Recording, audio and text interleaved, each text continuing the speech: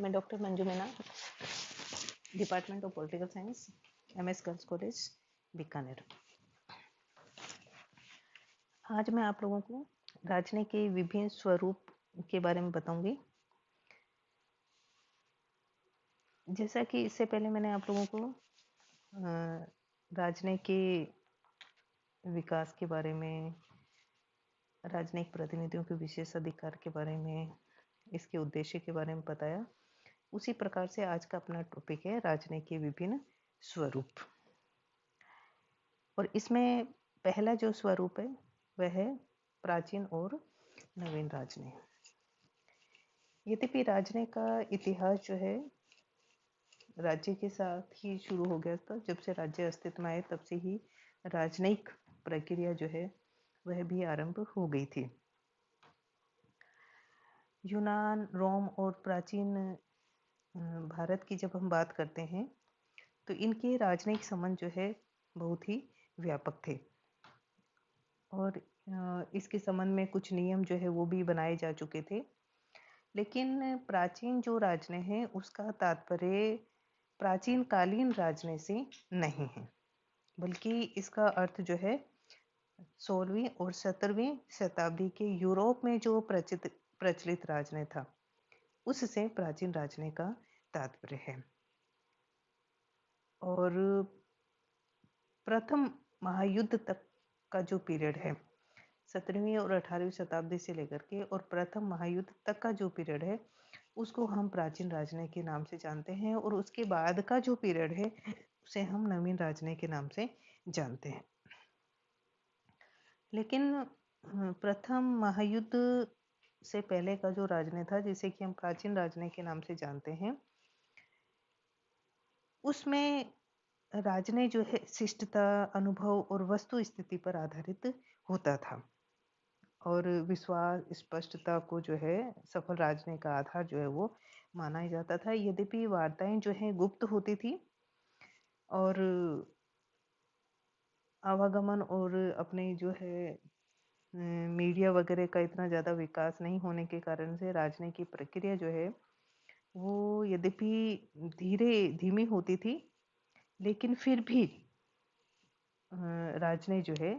बहुत अच्छे तरीके से जो है उस समय संपादित किया जाता था। राजनीतिक प्रक्रियाएं जो है, राजनीतिक कार्य जो है अच्छे तरीके से संपादित किए जाते थे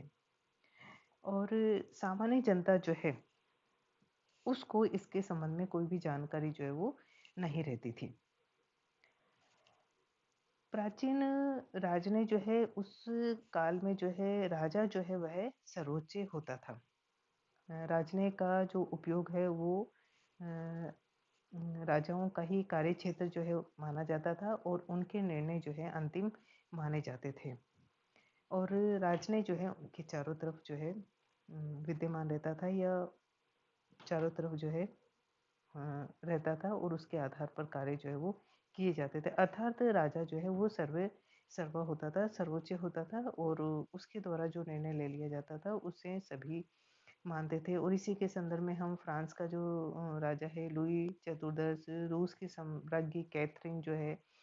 प्रशिया का सम्राट फ्रेडरिक महान जो है, ये स्वयं जो है अपनी विदेश नीति का भी संचालन करते थे और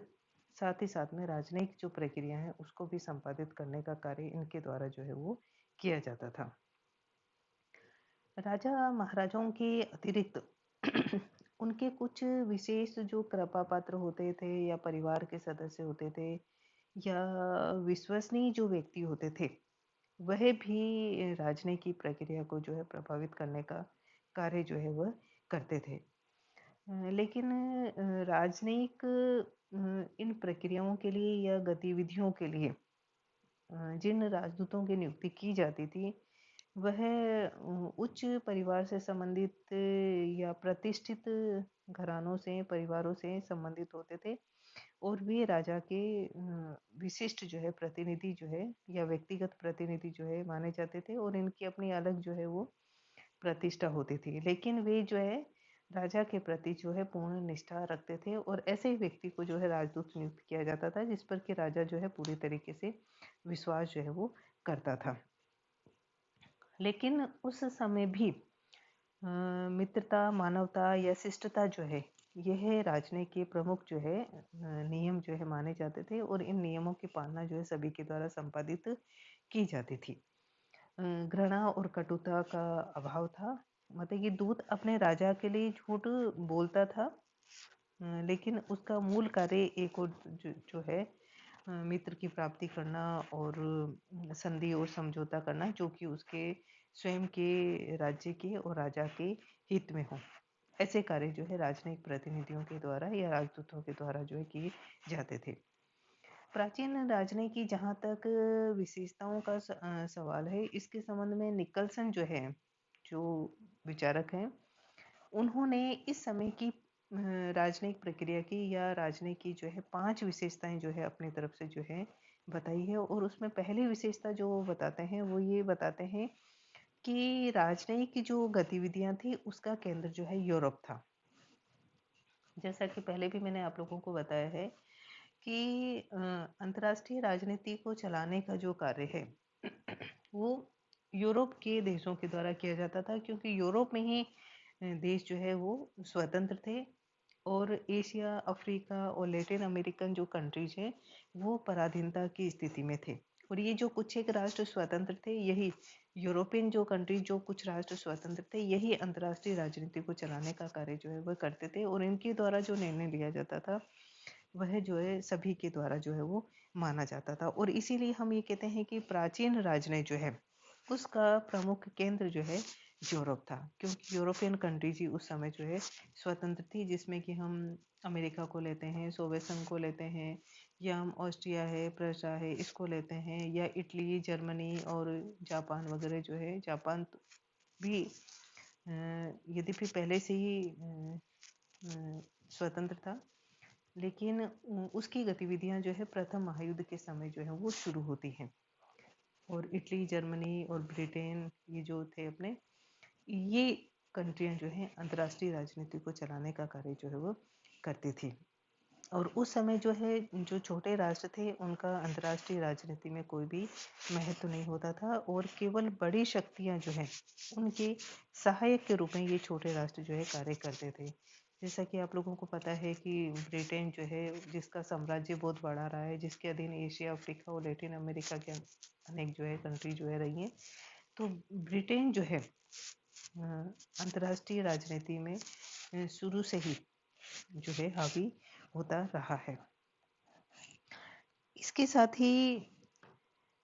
इसी में हम ये भी मानते हैं कि आपसी व्यवहार जो था प्राचीन राजनय में, आपसी व्यवहार जो था वो शिष्टता का होता था। परस्पर मतलब की वार्ता में वो शिष्टता का जो है ध्यान रखते थे। यद्यपि उस समय भी राजनयिक गतिविधियां जो है गुप्त भी होती थी, रहस्य में होती थी और वार्ताएं गुप्त और निरंतर चलती रहती थी, जिनका कि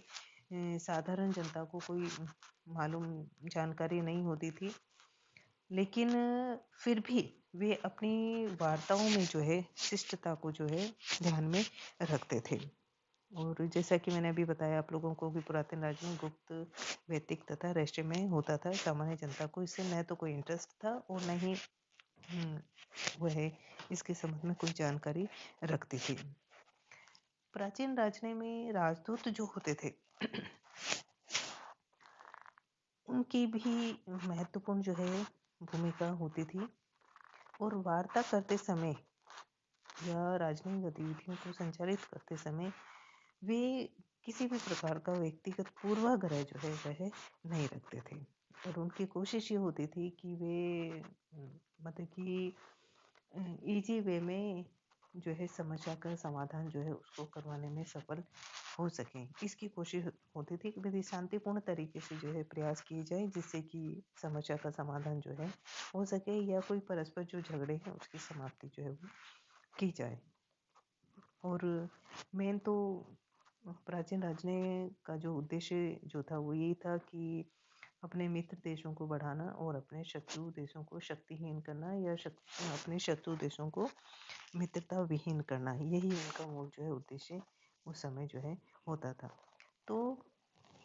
उस समय अधिकतर राष्ट्र जो है पराधीनता में होने के कारण से कुछ एक राष्ट्र जो स्वतंत्र थे वही अंतर्राष्ट्रीय राजनीति को चलाने का कार्य कर रहे थे और उन्हीं के द्वारा जो है राजनयिक गतिविधियों का संचालन जो है वह किया जाता था। और उसके बाद प्रथम महायुद्ध के बाद का जो पीरियड, यद्यपि ये कोई ऐसा कोई विभाजक रेखा नहीं है, हम ये नहीं कह सकते हैं कि ये जो लाइन है या ये जो ईयर है इसके तुरंत बाद जो है हमारा जो है नवीन राजनय जो है शुरू हो गया, ऐसा हम नहीं कह सकते हैं। लेकिन फिर भी हम मोटे तौर पर जब हम बात करते हैं तो हम ये कहते हैं कि प्रथम महायुद्ध के बाद का जो राजनय है वह जो है, या 20वीं शताब्दी के आरंभ के बाद का जो राजनय है उसे हम नवीन राजनय की संज्ञा जो है वह देते हैं, क्योंकि इस दौरान जो है राजनय के संबंध में कुछ परिवर्तन जो है वह भी हुए और राजनय की जो कार्य पद्धति है उसमें कुछ नवीनताओं का जो है समावेश जो है वह किया गया। अंतर्राष्ट्रीय समस्याओं की जटिलता, उसकी मतलब कि विश्वव्यापी तथा क्षेत्रीय प्रभाव के कारण राजनय में बहुपक्षीय राजनय जो है या सम्मेलन द्वारा राजनय जो है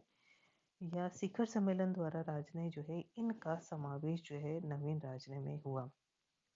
अधिकतर राष्ट्र जो है स्वतंत्र होने लगे और स्वतंत्रता के पश्चात वहाँ पर प्रजातंत्रीय शासन व्यवस्था को जो है अपनाया गया और इस कारण से ही राजनय की प्रजातंत्रीय व संसदीय व्यवस्था को भी उस समय जो है महत्व दिया जाने लगा। तो राजनय के इस नए स्वरूप की मतलब कि प्राचीन से नवीन राजनय के उदय के कुछ जो है प्रमुख कारण थे जिनकी वजह से जो है राजनय में परिवर्तन हुआ और वह प्राचीन राजनय से जो है नवीन राजनय के रूप में हम लोगों के सामने आया। तो इसमें जो पहला जो हम रीजन देते हैं या पहला जो कारण देते हैं वह तो यह है कि राष्ट्रों में सामुदायिक भावना का जो है वह विकास हुआ। मतलब कि 19वीं सदी के अंत तक ऐसी जो है घटनाएं घटित हुई या ऐसी परिस्थितियां बनी जिसने कि राष्ट्रों के मध्य जो है सामुदायिक भाव जो है उसको विकसित करने का कार्य जो है वह किया। जैसे कि प्रथम महायुद्ध के काल में जो गुट बने, जैसे मित्र राष्ट्रों का गुट था, धुरी राष्ट्रों का गुट था, और युद्ध के दौरान और युद्ध के बाद भी उन्होंने समस्याओं के समाधान के लिए अनेक जो है सम्मेलन किए और अंतर्राष्ट्रीय संगठनों और अंतर्राष्ट्रीय गुटों का निर्माण जो किया गया और इसका ये परिणाम था कि बहुपक्षीय राजनीति जो है उसकी शुरुआत हुई। और आधुनिक युग की जो जटिल समस्याएं थी, प्रथम महायुद्ध और उसके बाद की जो समस्याएं थी, उन समस्याओं के समाधान के लिए राज्यों के आपस में सहयोग की आवश्यकता थी और यह सहयोग जो है यही बहुपक्षीय राजनीति का आधार था। और इसमें जो है व्यक्तिगत जो राष्ट्रीय स्वार्थ थे जिनकी वजह से जो है विश्व को जो है प्रथम महायुद्ध का सामना जो है करना पड़ा, जिसमें कि हम इटली और जर्मनी, जापान और इनका नाम विशेषतः लेते हैं क्योंकि इनकी जो उग्र राष्ट्रीयता की जो भावना थी या साम्राज्य विस्तार की जो भावना थी उसकी वजह से पूरे विश्व को जो है एक महायुद्ध का सामना जो है करना पड़ा, जिसमें कि बहुत अधिक जो है जन और धन की हानि जो है वह होती है। तो ये राष्ट्रों के जो व्यक्तिगत स्वार्थ थे उसको पीछे छोड़ दिया गया और उसके स्थान पर जो है सामान्य जो राष्ट्रीय हित है उनको कर दिया जाने लगा। तो यह कहा जाता है कि नवीन राजनय की जो शुरुआत है या नवीन राजनय का जो उदय है उसमें सामुदायिक भावना का जो विकास हुआ उसका महत्वपूर्ण योगदान जो है वह माना जाता है। दूसरी बात जो हम कहते हैं कि नवीन राजनय के उदय के लिए तो वह है जनमत का बढ़ता प्रभाव। अभी तक हम क्या देखते हैं कि प्रथम महायुद्ध तक सामान्य जनता जो है उसको राष्ट्रीय और अंतर्राष्ट्रीय राजनीति में किसी तरह का कोई इंटरेस्ट नहीं था, उसको कोई भी लेना देना नहीं था और उनको ये लगता था कि हमारे जो शासक हैं या हमारे जो नेता हैं उनके द्वारा जो डिसीजन लिया जा रहा है वह बिल्कुल सही है, वो जो निर्णय ले रही है वो सही है। और इतनी उस समय राजनीतिक चेतना या इतनी राजनीतिक जागरूकता भी नहीं थी कि जनता जो है सरकार के कार्यों में इंटरेस्ट लेती या उनके द्वारा क्या निर्णय लिए जा रहे हैं इसकी जानकारी वह रखती। लेकिन जैसे ही प्रथम महायुद्ध हुआ और प्रथम महायुद्ध में जब बहुत सारे जो राष्ट्र जो है इन्वॉल्व हो गए और जन धन की जो हानि हुई, उसके बाद जो है सामान्य जनता जो है धीरे धीरे करके विदेश नीति में जो है इंटरेस्ट लेने लगी। मतलब कि प्रारंभिक राजनय का जो प्रारंभिक काल था, उस समय सामान्य जनता को इससे कोई भी मतलब नहीं था। लेकिन धीरे धीरे जो है जनमत जो है वह ये चाहने लगी कि हमारे नेताओं के द्वारा हमारे राष्ट्र के संदर्भ में और दूसरे राष्ट्रों के साथ कैसे संबंध है, उसकी जानकारी जो है हमें होनी चाहिए। और ये जो जनमत का जो प्रभाव था, ये जो है राष्ट्र की नीतियों को जो है वो प्रभावित करने लगा। और इसके साथ साथ शिक्षा का जो विकास हुआ, समाचार पत्रों, रेडियो, टेलीविज़न का जो उदय हुआ, और जिसकी वजह से राष्ट्रीय और अंतर्राष्ट्रीय स्तर पर घटित होने वाली घटनाओं की जानकारी जो है सामान्य जनता को लगने लगी। और इसने भी विदेश नीति तथा राजनय को प्रभावित करने का कार्य किया। इसके साथ ही साथ नवीन राजनय के उदय में हम संचार व्यवस्थाओं का जो विकास हुआ या संचार और यातायात व्यवस्था में जो क्रांतिकारी जो परिवर्तन हुए, वह भी एक महत्वपूर्ण तत्व है जिसने कि राजनयिक के स्वरूप को बदल दिया। टेलीग्राफ है, टेलीफोन है, दूरसंचार, हवाई जहाज जो है, और इस युग ने राजनय व विदेश नीति को पूर्ण रूप से प्रभावित किया। मतलब यातायात और संचार के इस धीमे युग में यद्यपि राजदूत जो है स्वयं निर्णय लेते थे और स्वयं ही जो है नीति भी निर्धारित करते थे, लेकिन यातायात और संचार के साधनों के विकास के पूर्व राजदूतों को दूसरे देश में जाते समय लिखित आदेश जो है वह दिए जाते थे और राजदूत जो है उन्हीं के आधार पर जो है कार्य करते थे।